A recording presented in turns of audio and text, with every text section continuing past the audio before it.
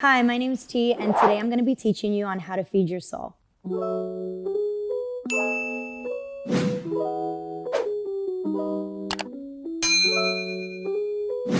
We all go through cycles in life, and the ups and downs can be a lot to handle. But if you curate a balance and a structure, you can create a solid foundation in who you are and find out the importance of the ins and outs of your happiness.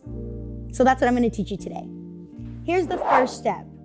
You guys, it's 2022. Like, we're literally in it. We are in 2022. Stay here. Don't think about 2021. Don't think about 1997. Don't think about 2027. Like, don't think about anything that has to do with the past or the future. Just think about today. Think about what moment you are in today, who you are today. Because if you do that, you can just be at so much peace. When you are in your body and you are in the moment, you can be at so much peace. You're genuinely feeding your soul when you are just your authentic self in the moment that you're in. Even if you're angry, even if you're happy, whatever feeling that you're having in that moment, it's okay to live in that, but then you can let it go, because guess what? There's always tomorrow.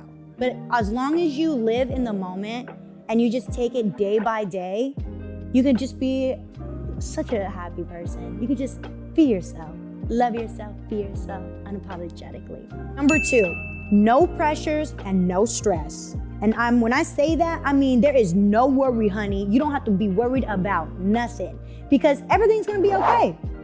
Literally, everything's gonna be okay. And when you trust that and you know that, you get more in tune with who you are, because you're feeding your soul. And when you feed your soul, you're not only feeding your soul internally, but you're also feeding the entire universe of what you have to offer, because you're looking good, you're feeling good, all of these things, because you're not stressed and you're not worried, and you don't have a chip on your shoulder, your chakras aren't out of line. You don't have this block on your heart or a block on your third eye. You get to see and be in the moment, number 1, and you also get to be stress-free with no pressures, number 2. Number 3, affirmations and manifestations. This is one of my favorite ones. Let me give you some examples of some affirmations if you don't know what they are. You are beautiful. You are amazing. You are strong. You deserve everything in this world that you want. You should be proud of yourself. Those are affirmations that I gave to you. But now you can come up with your own, okay? Come up with your own affirmations and say them to yourself. Today I am this, today I am that, in all the positive lights that you want to be and feel. And those things will come to you. Those things will come true. And you can be in that affirmation. You can get so good at this part that you can actually become a walking affirmation, okay? Let's talk about manifestations. The things that you want, the things that you inspire and aspire to be. You want to be wealthy. You want to be healthy. You want to be successful. You want to be married. You want to meet the love of your life. Okay, well, guess what?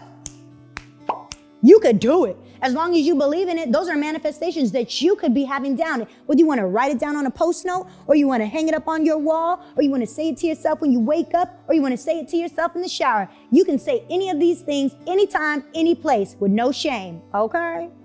Number 4, write in your journal.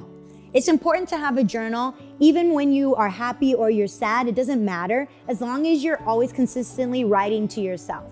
You can write a love letter to yourself. You can write a letter to someone that hurt you, and they don't ever have to get it. But you know that you put it down on a piece of paper with your pen. You know that you release that and you let it go. When you write down things in your journal, it just helps with feeding your soul, because you're able to get the things that are in your heart or in your mind just off your chest and onto a piece of paper. And that's why I think it's really important, in order to feed your soul, that you have to journal as well. Number 5, spending time alone. Spending time by yourself is extremely important, because you get to know yourself and you're also feeding your soul. So you do things by yourself that are creative and inspiring to you. I personally like to work out, and I be wearing my My name's T Waist Trainer. But if you like to paint, or you like to hike, or you like to go to the movies, you can do all of those things by yourself. And it gives you time to release dopamine and release good energy, and just spend time by yourself and really get to know who you are and feed your soul one-on-one personally. Number 6, self-discovery. Once you've done 1 through 5 on the Feed Your Soul list, you come into this awareness of who you are, and you feel strong in knowing that you're cool, you're dope, you're amazing, and all of these things you actually know and believe and understand who you are. And when you get to that point, there's so many cool things that just start happening for you. Like all of the manifestations, all of the affirmations, all of the time that you spent alone and writing in your journal, everything that you've done leads up to this moment of discovering who you are. And it's the biggest hunger to your soul is the discovery, and you feel comfortable in that. You feel comfortable in your skin, and you feel comfortable in this new you. Number 7, and this is the last one, non-negotiables and boundaries. After you've done all of the ways on how to feed your soul, you've discovered who you are, right? You had a self-discovery. You come into this zone where you say, okay, now I'm strong, now I'm wise, now I can come up with what I'm okay with and what I'm not okay with. Now I can say, these are the things that I'm going to allow in my life, these are the people I'm going to allow in my life, and these are the people I'm not. These are the things that I'm not. And once you have those are considered non-negotiables. Those are considered boundaries when you say, hey, I didn't like that. That made me feel this way. I don't accept that. That's when you become even stronger in the fulfillment of feeding your soul. And you're just across the board an A+ student, because once you have those non-negotiables and you have those boundaries set, nobody and nothing can mess with you. Nobody can knock you off your horse and say, oh no, but what about this, what about that? You don't know me, I know me. And when you stand in that, that's grace and that's power. So boundaries and non-negotiables are the ultimate and last and final step on how to feed your soul and how to be you.